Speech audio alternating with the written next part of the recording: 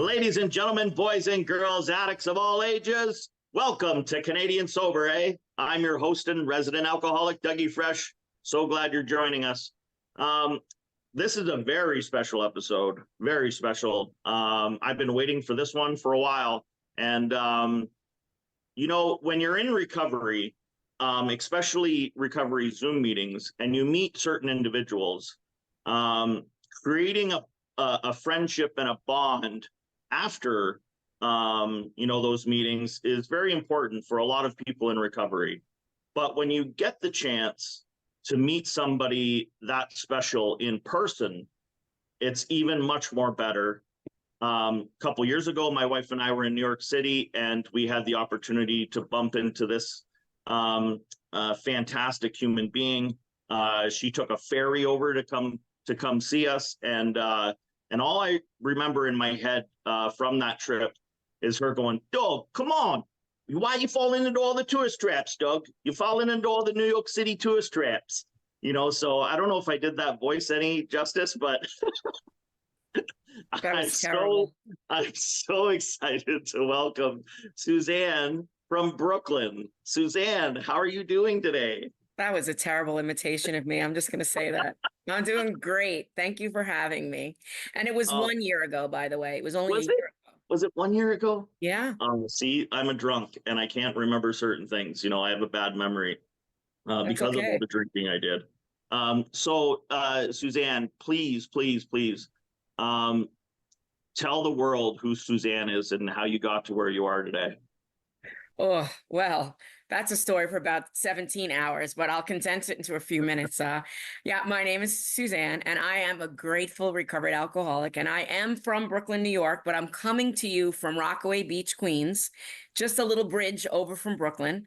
I'm so blessed to be able to live here today. I literally just walked up from the beach with my dog, and when I first came around recovery and met people recovering, and I would see them smiling and saying they were a grateful alcoholic or a grateful drug addict or whatever whatever it is, I wouldn't understand it. But I have a true sense of that today because I am a sum of all my experiences. I turned 54 this past May, and I have to say that I haven't been as truly whole and happy as I am today. I chased a lot of things in my life to try to fill up empty spaces within me.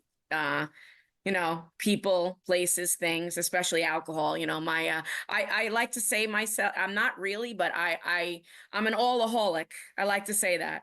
I'm really, medically, I'd probably be defined as an alcoholic because drugs really are not part of my story. And I often say, thank God, because the way I drank, if I did those type of substances, I'd be surely dead today. I come just a smidge about my background. I was born and raised in Brooklyn, New York, to an Italian and Irish household. So pasta and potatoes, carbs and beer, Guinness and wine were always around. And, I didn't necessarily like the way it tasted, but, my family, I tasted alcohol from a young age and I love the way it made me feel. So even from an early age, I have a pretty big personality, as you tried to capture it so poorly a few minutes ago. But when alcohol was added, all bets are off. I was always very outgoing, but when I drank alcohol, it was like on steroids. I would talk my way into many wonderful situations, but also terrible situations. So, I don't often, I am an active member of AA, and I also am an active member of another recovery program called Refuge Recovery, which is based in Buddhism. Both of those programs, obviously, Doug, I had the pleasure of meeting you when everything shut down during the pandemic. And I often call it my gift of the pandemic. I was able to do service because I do have a background in technology. And through that, one of those meetings I attended, I got to meet you, and then further our friendship by meeting you in person. But, I struggled at first. I didn't, I drank for a lot of reasons, but mostly to get out of myself. That's the main reason. When I sit down and analyze why I drank, it was because I was uncomfortable within myself. Like I really wasn't happy, and I was trying to find happiness in other things. And I married somebody who I probably shouldn't have married. And when I was unhappy in that, I drank. And from the outside, it looked very pretty and very rosy. I'm a New York City school teacher, and he had a very successful business, although it was quite illegal at the time. That's not for this conversation. So money wasn't an issue. From the outside, it looked beautiful. I lived in a big, beautiful house with 2 beautiful children. I showed up for everything. Everything looked beautiful from the outside. And that's why when I couldn't look at myself in the mirror and figure out why I was so unhappy and so miserable, I was like, you have everything. You have no right to feel that way. And I was now looking back, I can tell that I was thoroughly depressed, and I didn't seek the right type of solution, shall we say. And so the solution for me became numbing myself through alcohol, which was very legal and very accessible. And I grew up in a neighborhood with teachers and cops and firemen. It was, very Irish, Italian, working class. And that's what you did. You came home, you opened a bottle of wine, and I would open a bottle while I cooked. And before I knew it, that bottle was gone. And my husband didn't even know about that bottle until we sat down to dinner to have a glass of wine. And, this is a disease that's progressive. And I didn't really, when I was young and drank, I did a pretty good job of it. I could keep up with the guys, and it was a good time until I hit my 40s and something changed. And today I know because, I am a teacher, but I also love to read. I'm an avid reader. And when I tried everything, self-help books, religious books, physical fitness. But, the last thing I'm very much a cliche. The last thing I really tried, which was AA, was the first thing that I really found some kind of identification with. When I go to meetings, and the big book of Alcoholics Anonymous, of course, it's an intricate part of my story. But when I first went to meetings, it was that identification. It didn't matter if it was Doug on a Zoom call or a 90-year-old woman in a room. The connection of feeling that way, the hopelessness, or you don't know how I feel. And the only relief I got was when I drank, and it wasn't really that I was solving my problems or feeling relief, but I was numbing the emotions. And as many people probably can identify, when I came to or woke up from drinking, nothing was better. None of my problems were solved. Everything was still crappy. And I wasn't solving the thing that needed to be solved. And really, that was me, and figuring out what it was that I was missing from my life. I grew up in a Catholic household, and I went to church for a long time, but I didn't feel connected to my higher power, which I do choose to call God, in church. And, I met I live in an Irish neighborhood, but I met an old Irish man one time at a meeting when I was kind of tiptoeing around AA, going to meetings, not going to meetings, drinking, all of it. And he said to me, "Honey, the one thing you got to know is there is a God, and it's not you." And that's how simple I had to keep it, because I tried to control everything. And when I try to control things, whether it's, other people's behavior or a party or let's meet here and do this, or even if it's controlling my drinking, everything is a hot mess. And, until I was really willing to sit down with another person in recovery and look at my life. And I asked someone really early on, what is it that I have to, to do? And they say, you have to be willing to change. And I said, well, what do I have to change? And of course, they gave me the horrible, horrible answer. And they said, everything. And at first it's overwhelming and it's scary. And I didn't want to change, because a lot of the defense mechanisms that I had built in my life, my abrasive personality, my, whatever it was, my way of dealing with life, I thought that it had gotten me, it's made me survive up until that moment, when in actuality, honestly, probably God got me through a lot of terrible situations where, when I look back on it, I really put myself into some very awkward and dangerous situations. But, I wasn't really living a full life. And many people, hopefully, that are even seeing this, it doesn't really matter what your drug of choice is, whether it's shopping, alcohol, drugs, sex, it doesn't matter. Anything that takes you out of self and doesn't let you live an authentic lifestyle, in my opinion, is, to a point where it's a problem and your life becomes unmanageable. It doesn't matter what it is, but, I have a program for living today, some simple steps that I do that allows me to live in a better way for me. And until I was willing to sit down with someone and actually start that work, I didn't start to really see change in my life. But I often say, I celebrated 5 years on May 1st of this year, but I've been coming around AA about 9 years. I would get 10 months and not be convinced, oh, I could go out and drink. And then, I'd go out and be a hot mess. I will say this, I couldn't really stay out long drinking because of what I learned in AA.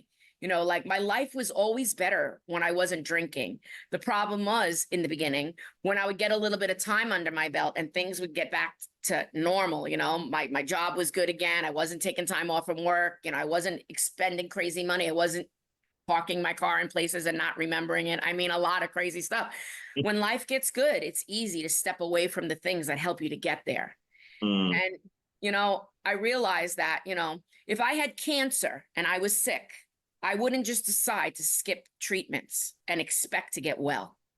So this disease for me of alcoholism or of addiction, if you're given a proven method of getting better, why would I skip any of the parts? That's the way I look at it today. You know, I kept going out because there was a part of my, and those of you who know the steps of AA, there was a part that I wasn't willing to write down and tell another human being. And I didn't realize at the time, but it was really something that was troubling to me and keeping me from really getting all the beautiful gifts that being sober has given me today until this lady, Mary, Irish again, she had probably almost 50 years of sobriety. And she said to me, honey, you have to just write it all down and get it out because if you can write it down, you could be sure as shit that you're not the first and only person to do it. And then she shared with me privately, one-on-one, and she wasn't my sponsor at the time. She was just another woman in AA seeing me struggle. And she told me of some of the crazy antics that she had done in her heyday of drinking. And it was now many years prior. And, you know, it just, the vulnerability and the honesty gave me the courage to actually decide to do something different. And so the last time I drank, honestly, Doug, it wasn't like the other times before where there were arrests, there were car crashes, there were trouble with work, trouble with who is now my husband, my ex-husband, you know, trouble that it didn't happen. You know, it wasn't anything extraordinary, but you know what? I woke up and I really felt like I physically was going to die. As a woman in recovery, our bodies, we process alcohol a little differently than men. Our livers are smaller. I've learned a lot about alcoholism in women, especially in women in our 40s, as a lot of other changes start to take place in our lives, that alcohol gets processed differently. And I felt like it was a joke. I was going to the gym, working out and getting fit, but drinking. Like when I look back today, I realize really how distorted I was about my life. And alcohol, I was trying to like get things in my life and trying to get it through alcohol when actually alcohol was taking all those things away from me.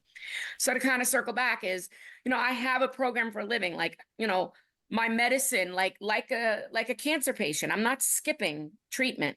So I speak to my sponsor. I speak to other women in AA. I speak to other alcoholics, men also that are close to me in my life. You know, I follow what's told to me mostly in AA a lot. I struggled a lot because in AA, you know, we're told it's suggestions.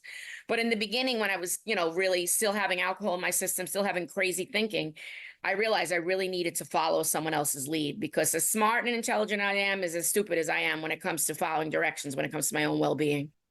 So today I have a beautiful life. You know, I have two beautiful grown children that are doing beautifully. I get to travel often to many places, including a little, you know, I know I only have a few minutes, but a little God job, I like to call it. I got to go to Ireland this last year when I went to visit my daughter in Copenhagen to speak in person at an AA meeting in Kilkenny, Ireland. And that happened because of the gifts of the pandemic and because of my relationship with God and Alcoholics Anonymous. Like I would have never been able to arrange that if I had been doing that on my own. That's absolutely not me. That's the universe, a higher power. And that was from connecting with some wonderful people who are all part of my story today, who helped me to be the woman that I am today. And I used to roll my eyes when I would see women talk in AA. And, you know, I do, you know, work hard to live my life in dignity and with grace today, you know, and I get to help other women in recovery and other young men in recovery too. But I'm so blessed that, you know, my life is wonderful today. And you know what? If I really wanted to drink, I could. But I don't want to drink today. Like my life is so much better without alcohol because I can't just have one. One is never enough, you know, it's not enough. And people will joke around me. Even now when I'm very, you know, very vocal about my sobriety. You know, I wear my shirts, I recover out loud on Instagram. Because I need people to know that I'm sober, because then I start playing games with myself, you know, but I have to remember what it's like to be sober. You know, I want to, people reach out to me on Instagram, people reach out to me in meetings. I want to help others because helping others helps me to get out of myself. And AA has taught me that I cannot keep this gift and keep this medicine without sharing it with others who are also looking for a different way and a better way of living life. And, you know, I have such a beautiful life and I'm blessed today. And if I was drinking, I wouldn't have this life today and I wouldn't get to meet phenomenal people like you. I don't want to make your head too big. I can't pay you too many compliments right now, but, you know, it would have never happened. And I'm so blessed and happy. And, you know, I'm just not drinking today. I can't promise what will happen tomorrow, but I didn't drink yesterday or the day before that. And it's looking good today. And so if I just keep doing those simple steps and, you know, keep reminding myself of how, you know, and I don't have to remind myself, I look around how beautiful it is. And I really am blessed. And thank you so much for asking me to come on today. And I appreciate you. Wow. Bam. Like Suzanne just did a mic drop, everybody. No. Deanne, we need to get like some sound effects, I think. I think like that thing they have at like Raptors games where it's like meow meow meow meow. You're You know, like we need something like that. Holy moly, that thank you so much for your share. It was really inspiring. You know, I was telling Deanne before you jumped on today that you know, there's probably about 5 women I know in my life today that are really inspirational. I you know, talk to other women. I'll share stuff about you or somebody else to like kind of inspire other women to like, especially like younger girls who are coming into recovery. Like, you know, like this person can do it, so can you. You know, and there's about 5 that I can think of, and you're one of them. You know, like I follow you on Instagram. For people that don't know Suzanne out there, Suzanne, you used to be really heavy. You used to, and you know, like when you got sober, you worked out like every single day. Like it was crazy, and like that is inspiring to a lot of people. Do you still work out a lot? Like Yeah. every day? Not 5 days a week, probably. I belong to 3 gyms, a boxing gym, an Orange Theory, and a regular gym to lift. I'm Oh, 54, but stop making me look bad. I'm sitting here eating like, you know, cinnamon cake and you're working out. You know, you know, it was so cool to meet you in person. You know, and it was one of those moments I think in my sobriety that I won't forget. You know, tell me what it was like for you, or what it's been like for you to meet people that you've only seen on Zoom. Because I know I'm not the only person. You've met other people. lots. It's amazing. You know, the first reaction is, oh my God, you're so little. You know, because you know, I have a big personality. I know, you know, I am a teacher, so I'm used to talking, but I am also Sicilian from Brooklyn, so I'm used to talking. But you know, it's amazing because so many beautiful people, you know, like I like to think, you know, I like to consider myself a spiritual person, you know, not really religious, but the universe has an amazing way of connecting people. You know, like I go to talk to a friend that I met on Zoom in Ireland to say that my daughter is going to be studying in Copenhagen and I'm going to go. And someone mentions, oh, well, you know, that's a long flight. Maybe you want to stop here on your way. And I'm like, oh, I'll think about it. And then I mention it to someone else who's my old softball coach from high school, who's sober now and we're friends. Wow. And she says, you know what? Let's do it. I'll go with you. Like, and then she ends up coming with me to Ireland. And then I leave to go to Copenhagen and my daughter is still traveling. And in that, I go to an AA meeting, of course, right? Because we have AA everywhere. So I walk into a meeting in Copenhagen, and now I become friendly with this man who's leading the meeting from England. And like today, we talk regularly. He's building a house in the Balkan Islands, and him and his partner want me to come. I'm like, my life is so beautiful today. Like I couldn't do these things. Like this is just the way my life goes. And when I happen to, you know, like our friend Jim, like when I went to California and I got to meet him in person and do an outdoor sober event. I mean, I live such a blessed life, and meeting people is just, it's like the cherry on top. Like my sobriety obviously is the greatest gift, but the people that I get to meet in sobriety, and I will say this, you know, not everybody in sobriety is perfectly well. Some of us are sicker than others, but even the experiences that leave me leery or weren't necessarily the greatest, I always look for the lesson in the experience. We can always learn something. And I just am so blessed at meeting people through Zoom or even like Instagram. I try to, a lot of women I reach out to me. And one during the pandemic, she was at the University of Michigan. She's still sober today. And I get to see her. It's amazing. It's just it's amazing for me too. Yeah. And supposedly they say they like my energy. I don't know. Your energy is great. But it's kind of reminds me of that saying, like the opposite of addiction is connection. I always put, like, whenever I go to a Zoom meeting, I always put in the chat, if anybody would like to connect, and I put my info in there, and I always say the opposite of addiction is connection. So let's connect. So staying on that topic about Zoom, there's it's kind of been the topic around here where I live this summer is, people that they don't like Zoom. They hate Zoom because they don't like going to meetings. They'd rather do the in-person. What's your view on Zoom meetings, recovery Zoom meetings? Well, I understand people's apprehension with the technology part, especially, my mom is 82. She has Instagram and Facebook. She knows how to Zoom now. I mean, anyone can learn, right? In the beginning, I know people were a little confused or not comfortable with it. And I understand, like you say, connection is so important. And I am let me begin by saying I do attend in-person meetings. Like, we made this a little early because I do service at a women's meeting. I also am a big supporter of men's meetings and women's meetings. I just feel, especially early in recovery, sometimes it's better to go to meetings that are, sex specific to discuss certain things. But I think Zoom is a wonderful, wonderful addition, because certain people can't get out as much, whether it's due to illness, childcare, whatever the reason.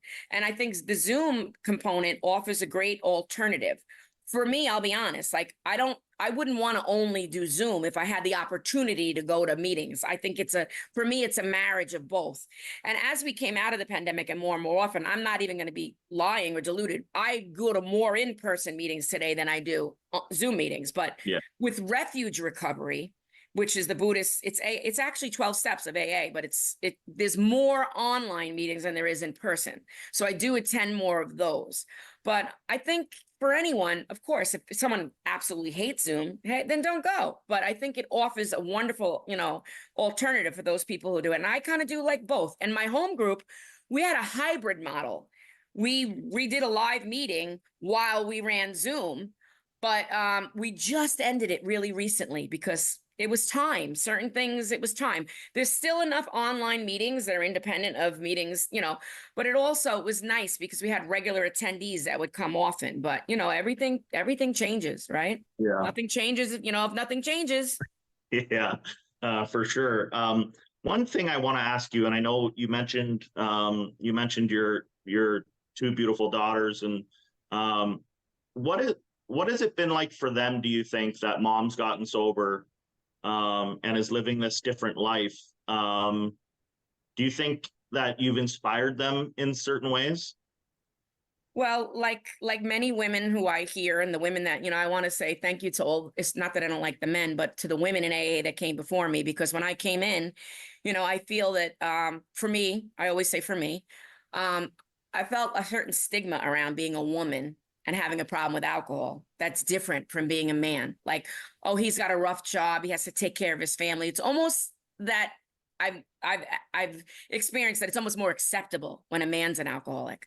But when a woman becomes, burdened with this, with all the stress, and she turns to alcohol, it's like almost like taboo, or, oh, look at her. Like, you can't be a mother and a woman and a teacher and a daughter and be an alcoholic. Well, yes, you can, obviously, but for my children, I was a functioning alcoholic for a long time. Like, no one really knew. They might have been like, oh, she drinks, but I remained around people who drank like me. So it wasn't so obvious, and my girls, we would go in the summers in this little Irish Riviera, this little beach club in where everybody drank. So honestly, Doug, when I made my amends to my children along the way, and I often check in with them, recently, my youngest, who's 20, I said to her, Maggie, And they see me, they hear the way I speak. They know I go to AA. They know that I follow a program. But I checked in with her recently. I said, Maggie, I just want to check in with you about, whatever it was. And she says, Mom, I see how you live your life today, but I have to be honest. I don't remember a lot of the drinking. I just remember being worried. I remembered worrying about you, but my oldest has a different experience. But I will tell you this, I used to say things in meetings like, my children are doing beautifully despite me. I don't use that language anymore, being who I am today. I wouldn't be this woman today if I didn't have the struggles that I went through and found my strength through other women and other people in AA to get me here. I think, it's taught me resiliency and persistence and consistency, which is the same for the gym. The reason the gym is a big part of my life is, for me, my recovery is spiritual in nature, it's physical in nature, it's mental, like it's all those things. And it's a delicate balance. And sometimes, the balance is off, but I would rather be like tonight, getting ready to bring cake for someone's anniversary, sitting in an AA meeting, maybe thinking about a drink I saw, than being out on the beach drinking, thinking about AA. My children know today that they can count on me. They saw me struggle. They saw me get some time and go out. And they're not 12, they're 22 and 20. So I can have real conversations with them. Yeah. My daughters know we're very open about mental health, physical health, emotional health. And they know that I struggled, and even my oldest daughter, I'll finish with this. When she was in high school, she wrote a paper, and it was about me and me making the phone call to a rehab saying that I needed help, but I was desperately torn because I didn't want to leave my children. Yeah. And I tell my children, and I tell women in recovery, when you talk to your children, this is what I tell my girls, when I drank and I was struggling, it was never a reflection of my love for you. It was a reflection of my lack of love for myself. And they know that, and they see that today. Yeah. We only got a minute left. Before I end, really quick, tell me where the best pizza shop is in Brooklyn. It's called L&B Pizza. I don't even have to hesitate. The cheese is underneath the sauce.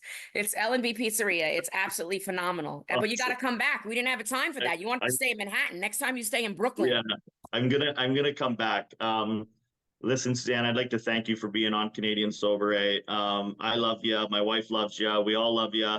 And I'm sure everybody watching this is going to love you. So thanks for being here today. And definitely put my Instagram in the description so people can follow. I'd love that. Awesome. And thank you for having me. All right. Thanks everybody for joining us. See you next week. Bye. Take care, eh?